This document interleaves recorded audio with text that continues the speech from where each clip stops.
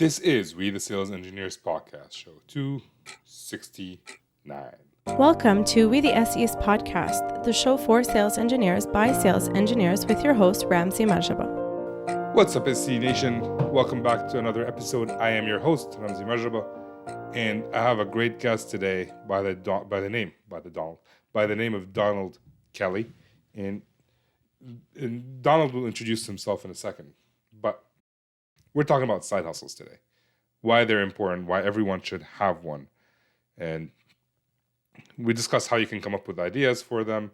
What are the downsides of having side hustles? What are some of the challenges that you might face within your current organization about it? We talk about some examples and how we've overcome them. I have a great conversation with him. I really enjoyed talking to Donald. It was a lot of fun, and I hope to have him on again in the future. If you have any questions you want to ask Donald, either comment on the post on LinkedIn or reach out to me. Tell me what questions you want to have. If there's enough, I'll reach out to him and have him again on the podcast. So, and that goes for pretty much every guest.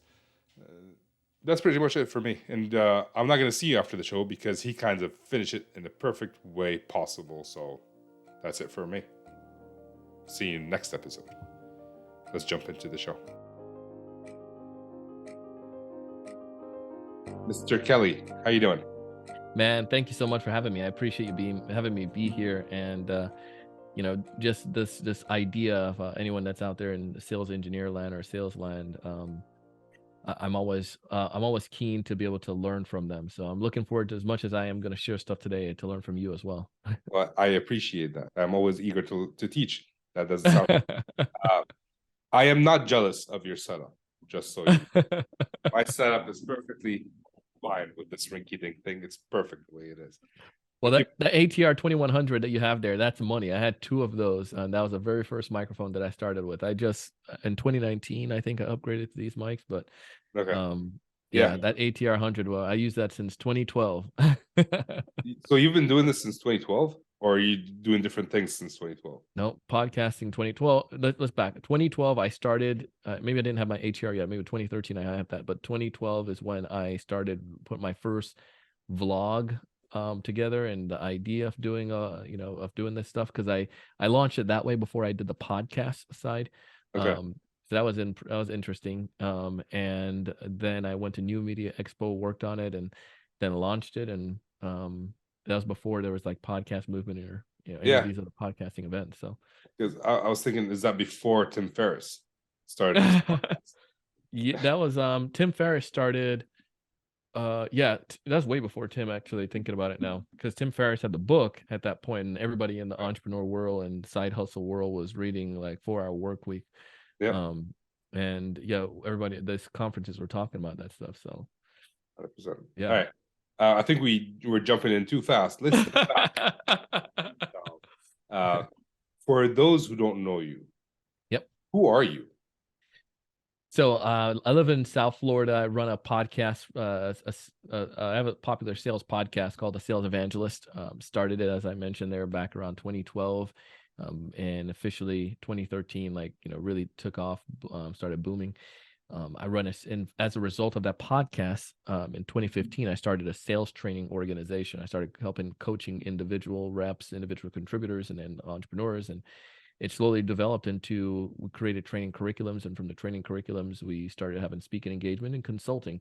So right now we have a team here in South Florida. I have another facilitator, but we run training cohorts, and our main focus with our podcast and with our training cohorts and our programs and our coaching is to help sales reps 3 to 5x their pipeline with quality and qualified deals, and then to double their close rate. So all of our programs, everything that we have, focus on doing, fulfilling those two missions. If we can help sales rep do that, then magic happens.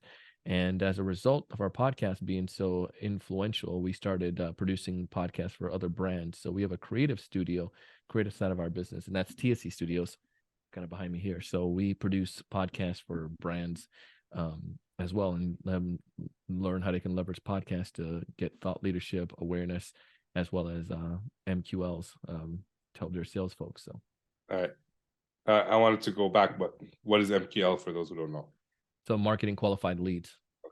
So get more leads. If we can help teach them how to leverage a podcast to get business, Nice. because that's literally what we did, and that's what we try to give them our blueprint.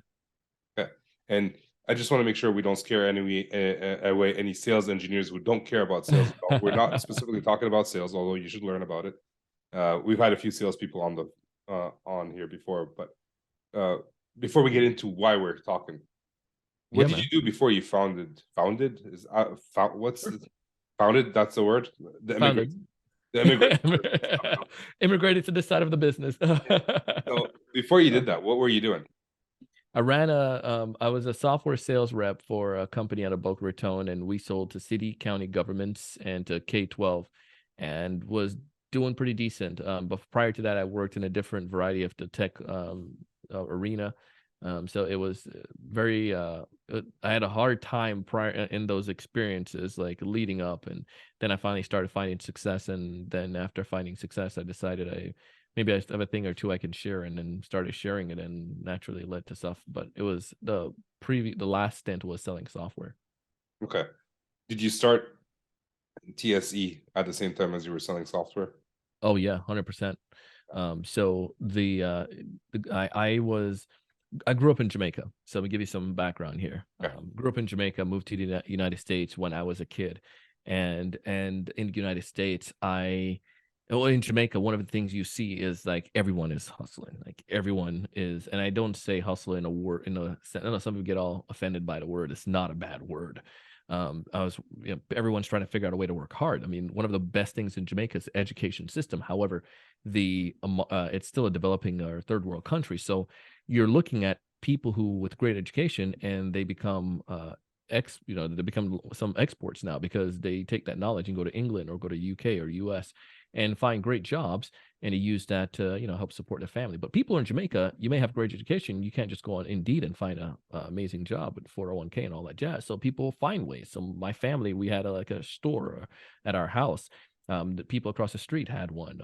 Folks in the neighborhood had one. So it's like a little convenience store in the neighborhood.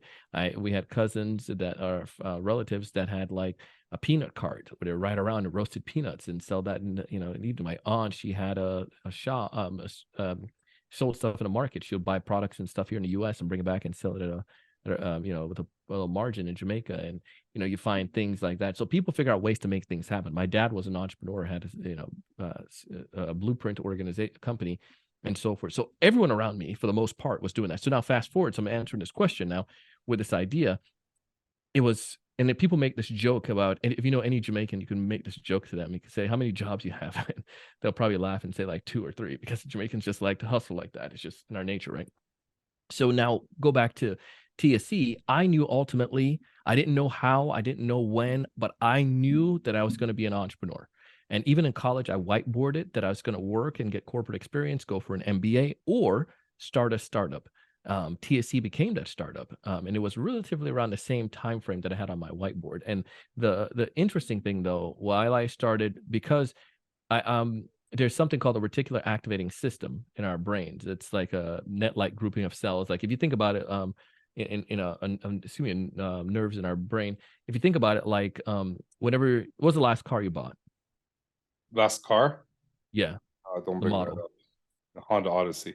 Oh, come on, the Honda. So all of a sudden, I bet you saw a bunch of Honda on the road. Yeah.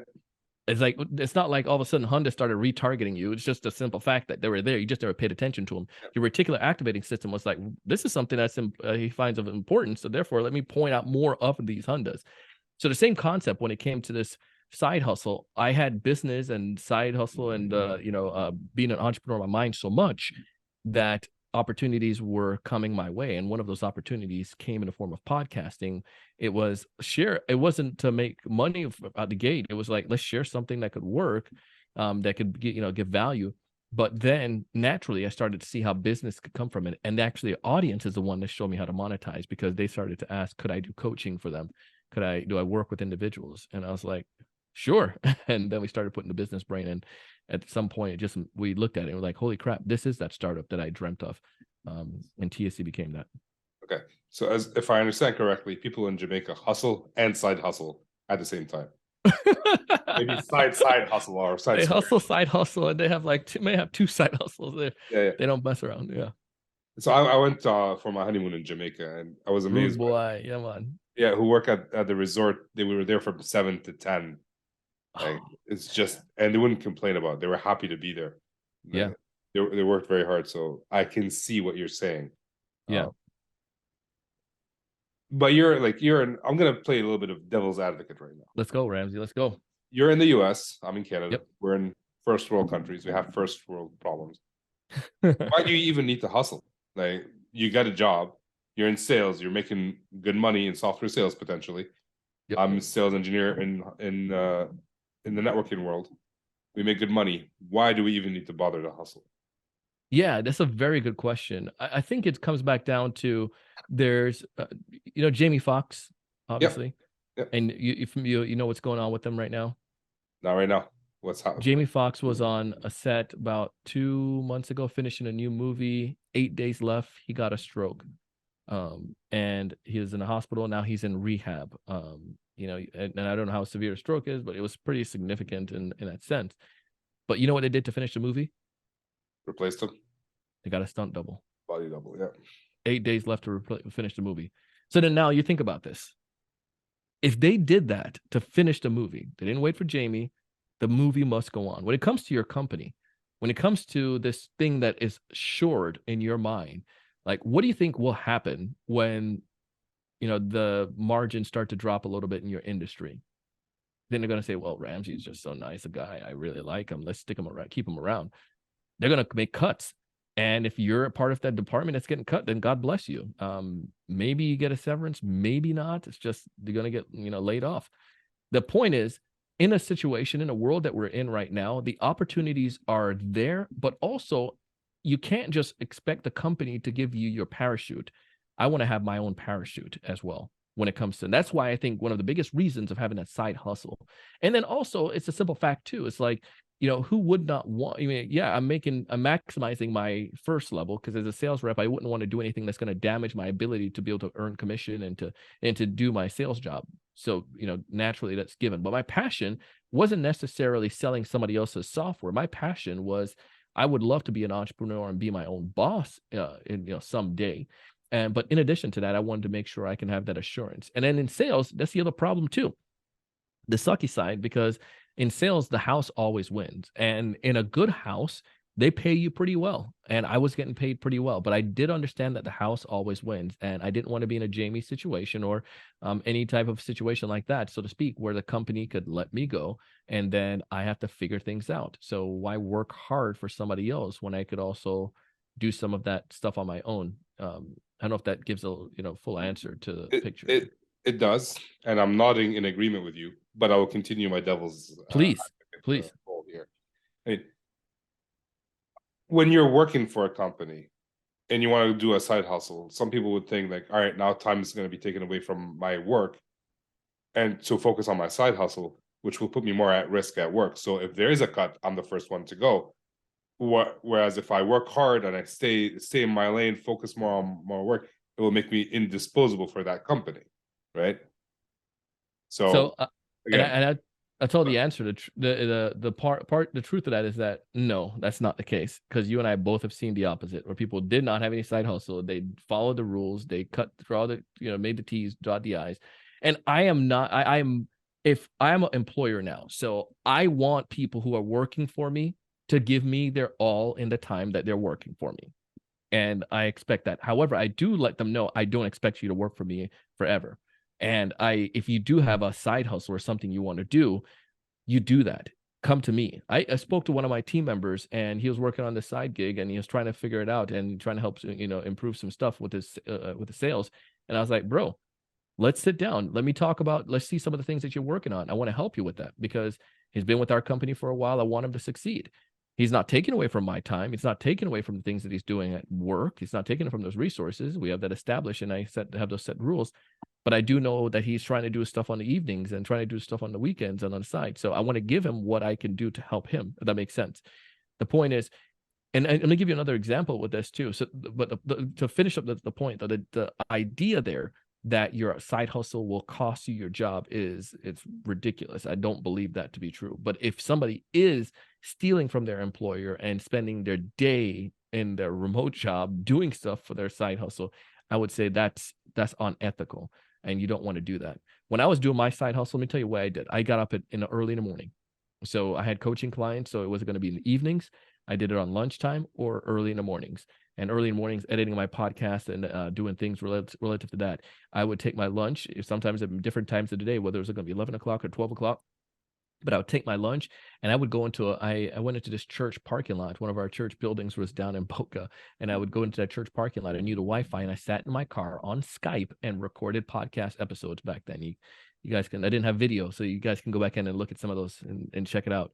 Probably the first 400, maybe 60% of those are going to be in the car, maybe 50%.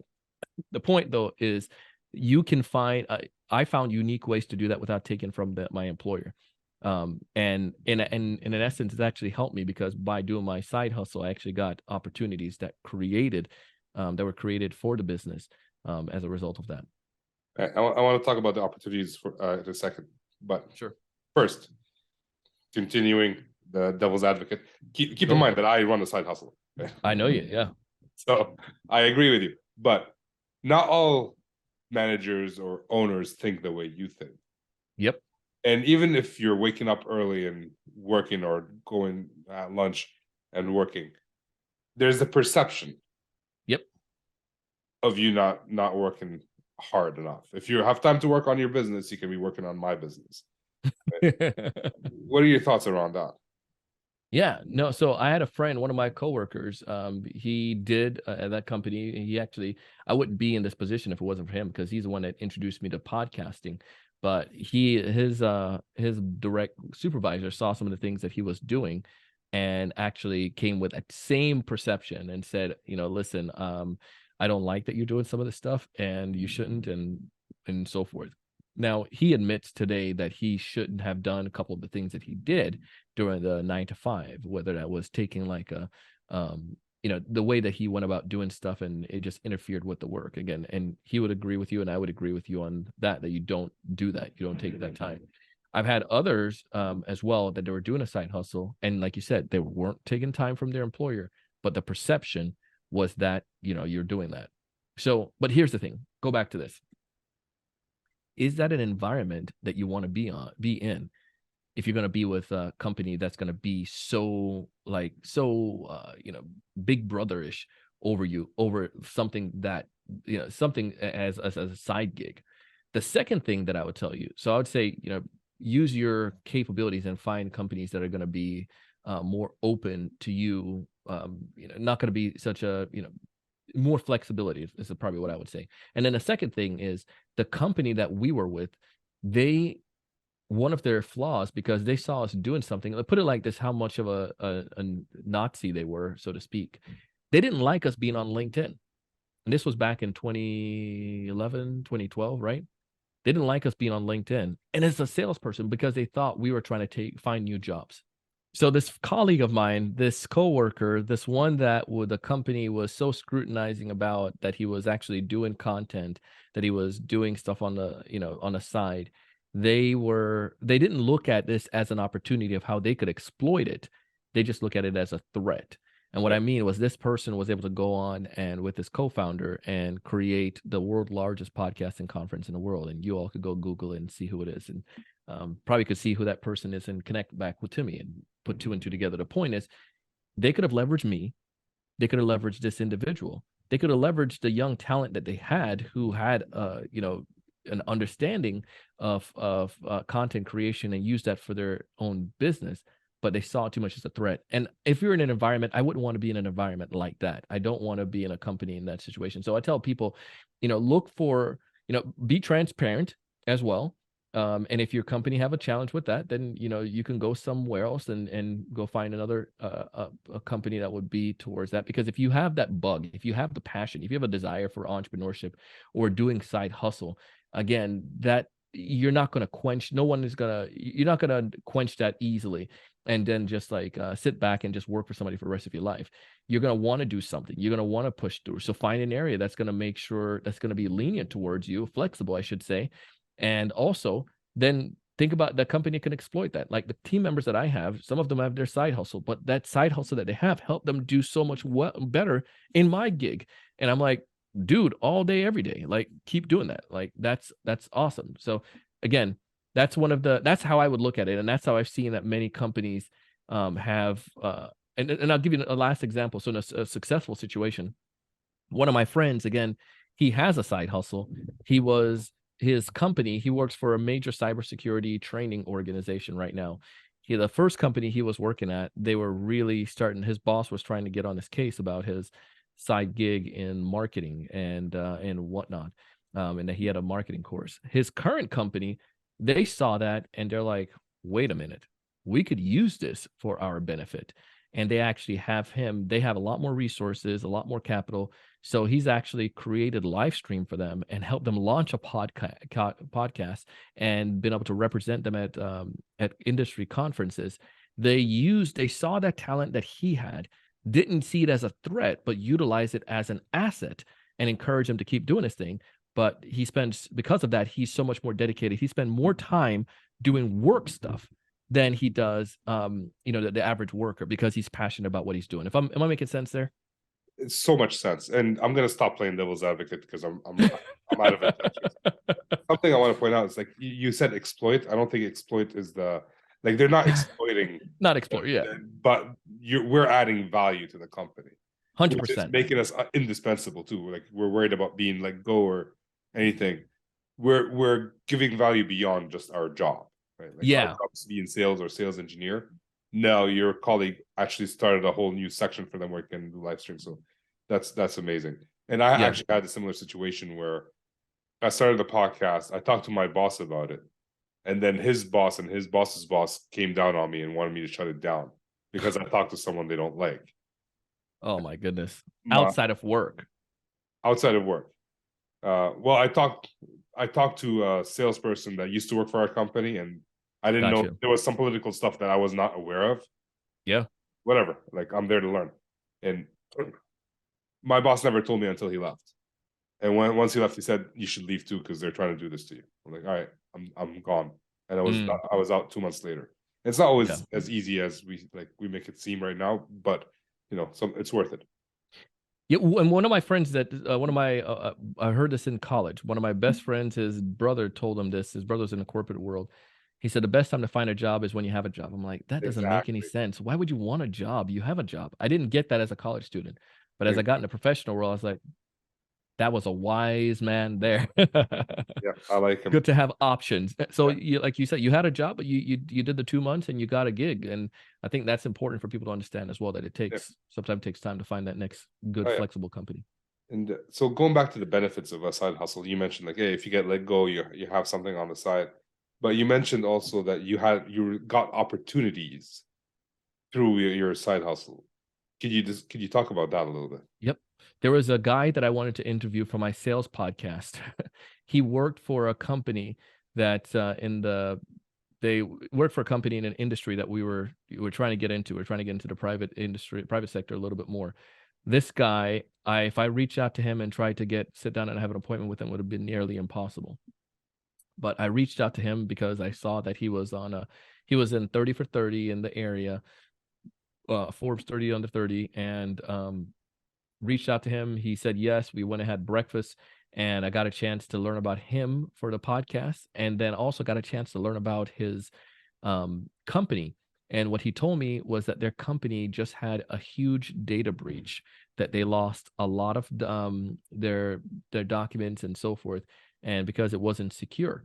And the solution that I sold for the company that I was with was a software that helped you to be able to have a little bit more security of your digital data. So it just made sense, and it created an opportunity for the company that I was with. Now, granted, that was going to benefit me as a salesperson, but it also benefit the organization because I'm only getting 10%, and they're getting 90% from that. But the podcast was able to leverage me to get that appointment and to get that intel and to create an opportunity that I probably wouldn't have been able to create if I just tried to do the average cold call. Nice. I like that. It's a win-win-win. Everybody wins. Of course. Everybody got something off that one. Got to win. Okay. And so I can tell you that I spent a lot of time before I started WeDSEs thinking of what side hustle I should create. Mhm.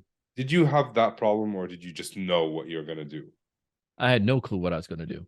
It just, again, Right. an opportunity came with the podcast. Um, let's back up. That same friend and I in that software company that we were both in, we were. You remember Vine? Yeah. That's like, Vine was just coming on the scene and just getting a little bit of attention, and we were thinking, man, we could utilize a tool like that and to create this app that we had some ideas for, and all the stuff, and we just didn't have the programming capabilities, we didn't have the capital to do it. So we were thinking about side hustles. We were thinking about this. I was reading a book by Carrie Oberrunner. I can't forget his name. From Side Hustle, from Day Job to Dream Job, was a good book. Was listening to podcasts, listening to Seth Godin stuff on entrepreneurship. I was just consuming stuff, so I was putting myself in the right area. My reticular activating system was being opened for potential opportunities. But that's why when the podcasting landed on my lap and it was the business side of it, I was like, whoa, I never seen this before, thought about that before.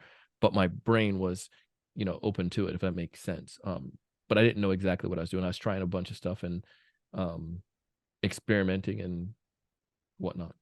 okay. So if I understand correctly, the advice you would give people is you might not find a side hustle tomorrow. No. If you put yourself in that position, and like Yeah. by researching and reading and listening and opening up your mind, the opportunity will come. Yeah.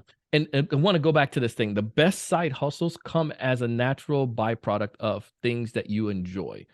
So let me clarify. I really want to express that again.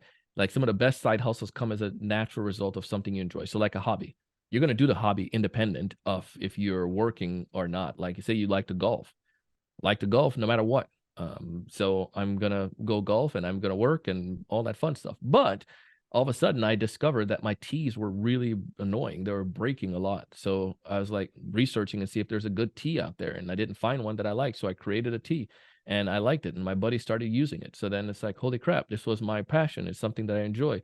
And now I created a tee from it. And let me see if other people would want to put it. Now I have an e-commerce shop. I'm making this up. Yeah. But that's, it usually, that's how it usually comes. But you will not those opportunities may not necessarily present themselves. If I wasn't thinking entrepreneurial, they may not think about that when it comes to the tea. I might just say, oh, this is how it is. And I'm just going to put up with crappy teas for the rest of my life. But when you become entrepreneurial, maybe you're reading books, maybe you're around other people, you start to identify and see things that could be opportunities that you may not necessarily paid attention to before.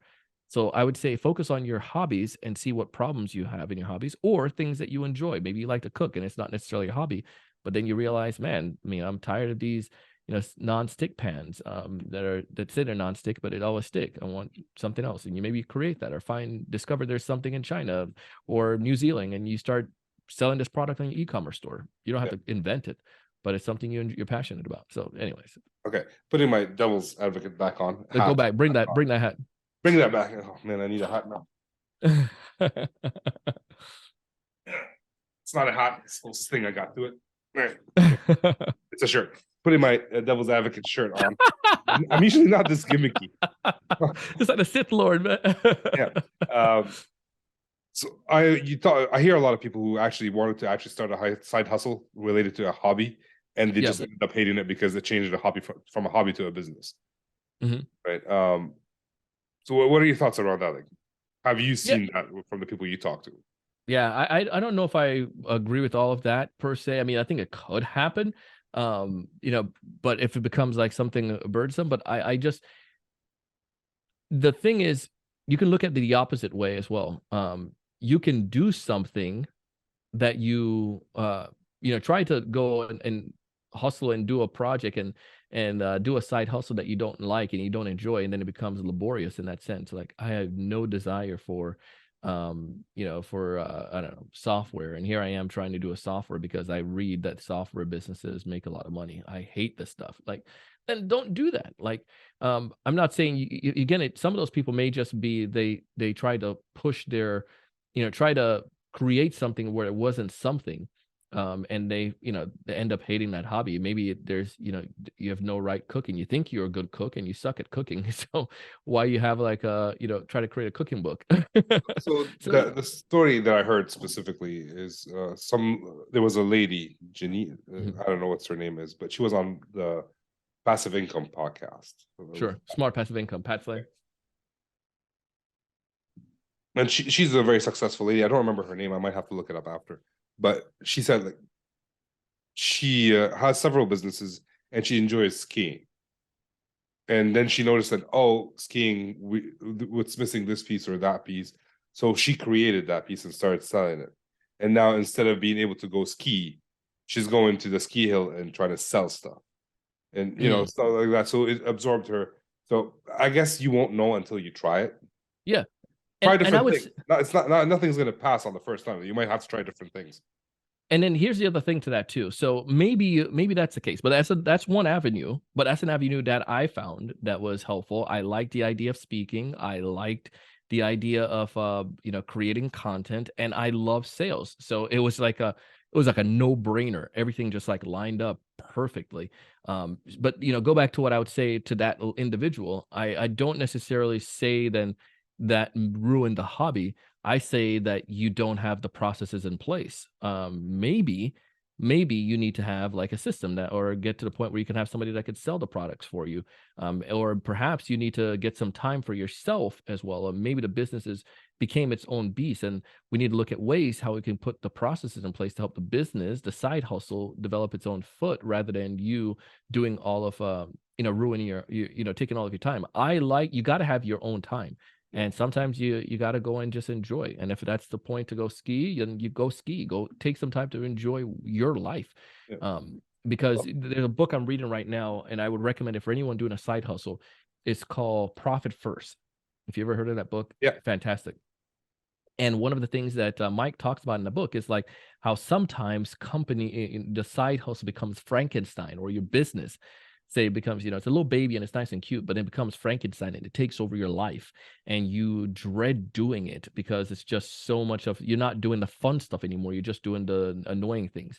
So the point is, you need to leverage your priorities, and you need to fix something, because that's not normal. That's the pain of like your business telling, like if you had a toothache, the pain is telling you something isn't right. Similar idea. If your business, you find you're not enjoying the business, and something is not right. What is not right? You don't enjoy the doing the business, then it's probably a sign to get out of it. Or maybe you don't your finances are out of whack, or your marketing and sales out of whack. Then it's probably a pain telling you learn how to fix that and give it to somebody else, or make it happen, make it another way. So the point is, there's so much in a scenario. We don't have any black and white situation. It's a little bit of those gray, and but that's one avenue. And then you can always go and use Chat GPT and go see ideas out there for different ways of business. I just remembered her name, Shalene Johnson. And even like if you start up side hustle, even if you hate it and you stop, I don't think it's a failure. I think you just learn a lot. Yeah, and I'll go back to that. So I was on this. Who was it the other day? I was in a conversation. I was on a podcast. And there was two co-hosts, and one of them is I think he is the director of the Entrepreneur Center at FAU. Go Owls with their basketball team. One of the things that he shared was that when they look at because he's also a VC, he says when they look at founders for companies, they look at people that had other business ideas before to fund, and it's not big, and they don't care if you're successful. They don't care, because the person, if I am starting my first business, and Ramsey, you started 3 businesses and they've been unsuccessful, you have more success and knowledge than I do, because you understand, maybe sales and marketing and product market fit and how to do things that I don't learn. So they probably would go with you and fund you more than they'll fund me. And even if like we're talking about it as if maybe someone wants to actually invest, go full time and be an entrepreneur. A lot of people just want to be want to have a full-time job and want a side hustle at the same time. And I picked my side hustle complementary to what I do at my work. And my side hustle has taught me so much of how to do my job better as a sales engineer. And in terms of marketing myself as a human being, in terms of marketing my company, like not WeDSEs, but my current company, how I can talk about it. So just even if you're starting a side hustle with no intention of just having like some side income coming in, it's still beneficial. And if you hate it, you can stop it and start a new one, right? And it could be like you were talking about. I know a lot of people who have a full-time job and then they leave after work and they teach taekwondo or jiu-jitsu or basketball, right? Like it doesn't have to be a product or a service or an online thing. It could be something you do enjoy, like it's a hobby. Yeah. It's and I think you go back to that in Taekwondo. If that's the case, you get a chance to be with your kid or niece or nephew and be there with them and help the kids develop discipline. Like that's rewarding. And if a company would fire me because of that, like, or if I have to take off, say, hey, we have a Taekwondo competition, can I use one of my PTO days? If they get ticked off at that, it's like, all right, is that a place I really want to work at? Yeah, I've only seen companies get pissed off when you're online. Yeah. Not if you're doing like that. Yeah. Something that unrelated. Donald, I have the feeling that I can talk to you till but it's time to wrap it up. Dang it, man.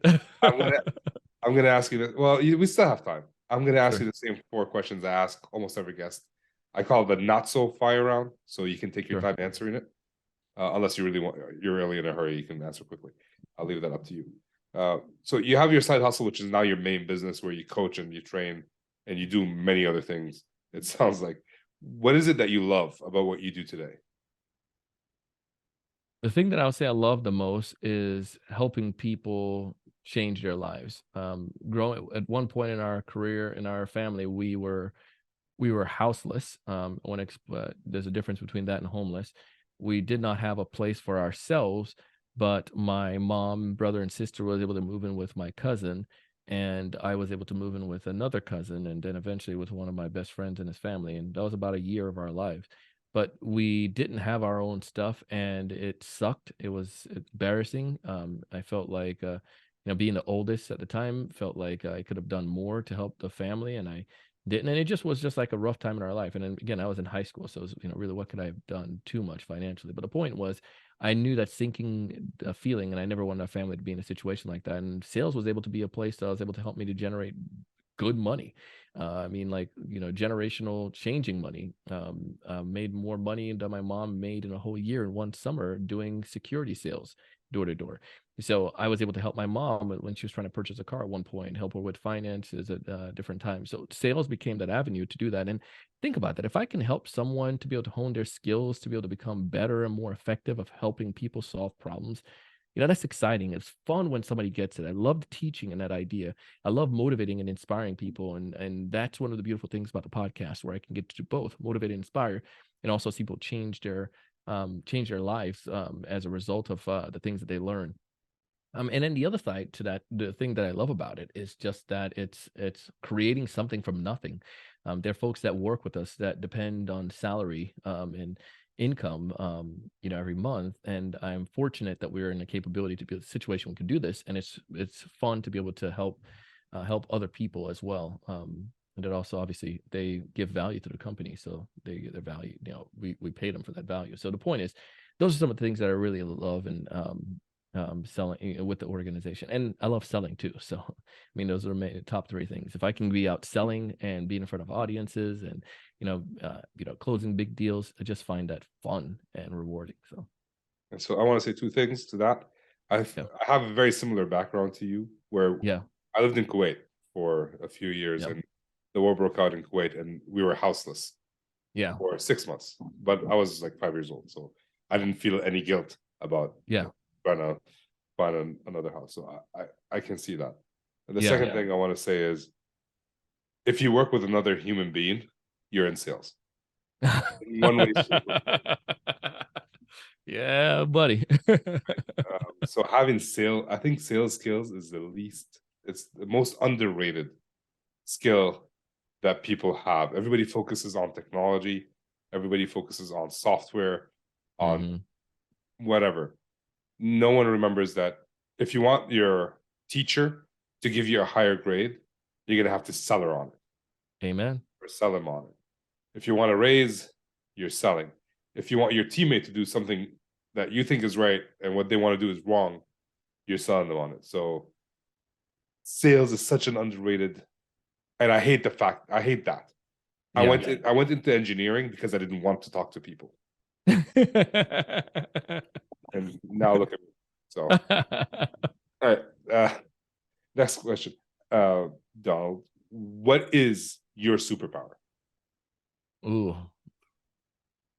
I'd probably say my superpower is problem solving. And what I mean by that, when we sit down with like a coaching client or work in one of our sales mastermind and we're strategizing with someone, that's where and I've asked this to my client, I said that's one of their superpowers that you have. You have an ability to see things that see around corners in a sense.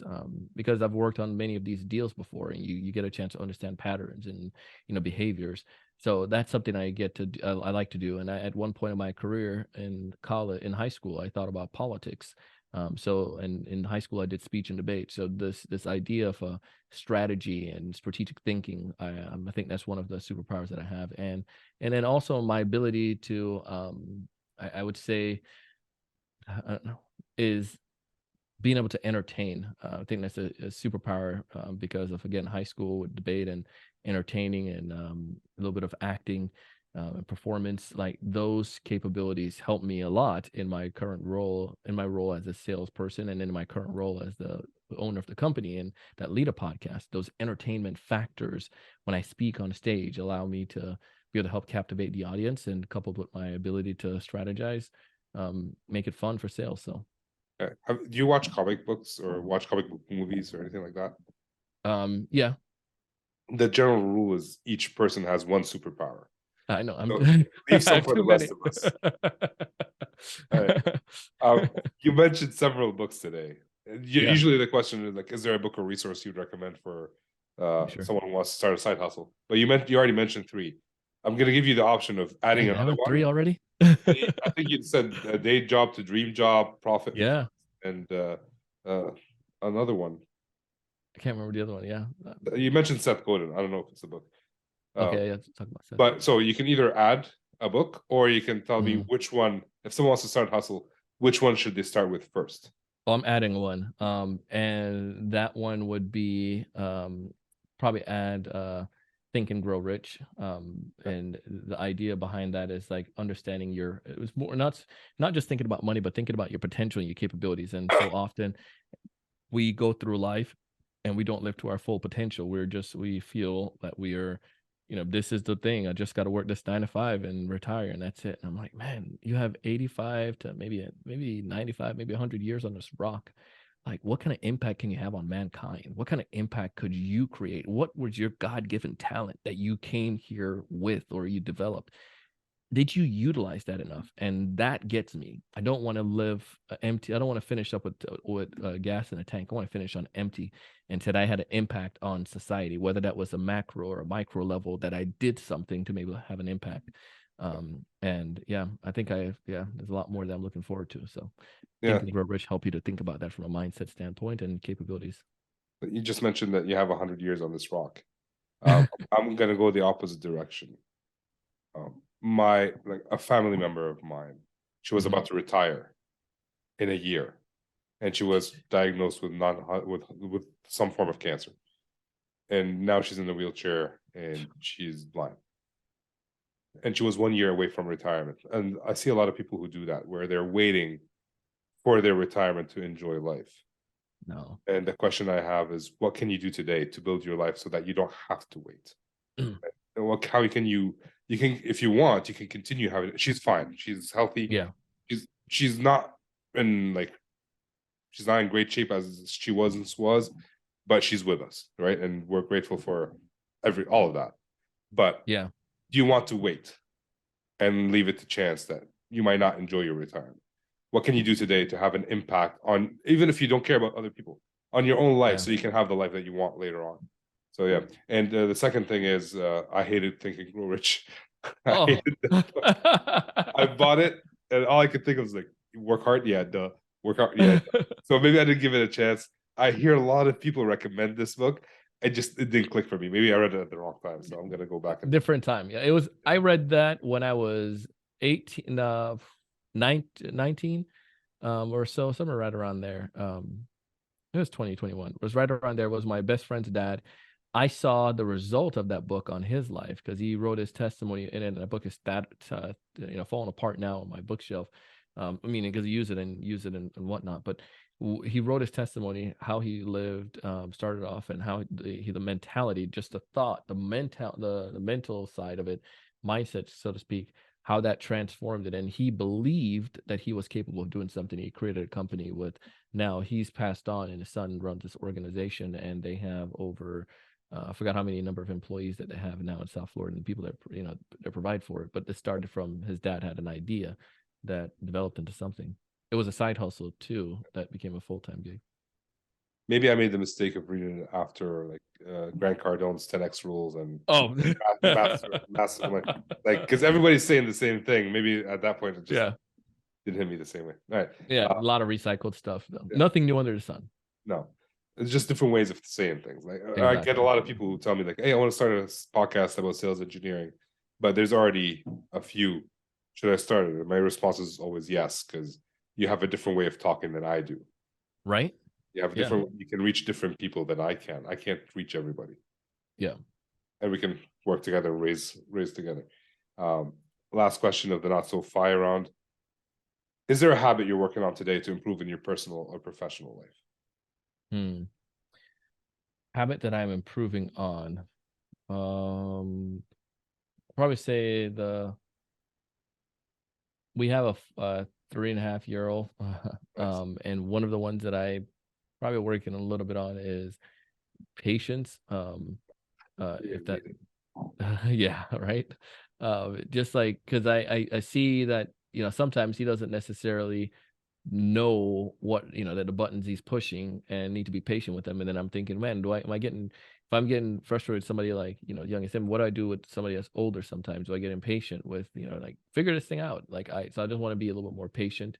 And the habit is just kind of like slowing down and trying, and I don't not want to say the word trying because that's a cop out, but striving to be in the moment, especially again with a 4-year-old almost, and with the side business, and with with a full-time gig now that came from a side business, like and whatnot. Like there is this idea now of am I being in the moment and giving that time to people and to individuals when I'm with them. And we have so many distractions around us. So I'm trying to build that habit of being there in the moment. I like that. Donald, I'm going to ask you the 2 final questions of the day. Number 1 is, was there a question you were hoping I was going to ask you, but I did not? No, I was coming in with just with no expectation, just like, let's go, let's roll. So you set the bar very low. Okay, perfect. No. All right. If people want to connect with you, where can they do that?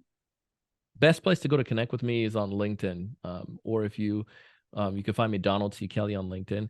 If you're looking for, you found this stuff beneficial, you think your company could benefit from our services, go to thesalesevangelist.com.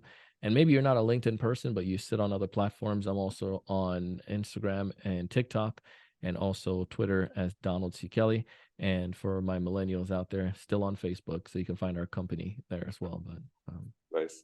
Yeah. All right, man. Well, I really enjoyed our conversation, Donald. I look forward to it. Yeah, same to you, Ramsey. Thanks for having me, man. I appreciate this. And I would tell your audience right now, they probably listen to you all the time, just like we go back to the top of the episode, you spoke about your wife and how you say something and then somebody else say something.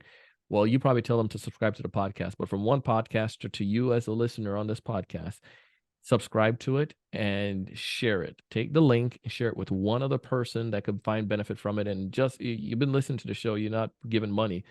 But even if you take the link and just share it on social media and say, this podcast is amazing, tag Ramsey, I know he would appreciate that, because that goes a long way. That is currency. So I'll give that as a plug from an outsider. No better way to end the show. Thank you, Doc.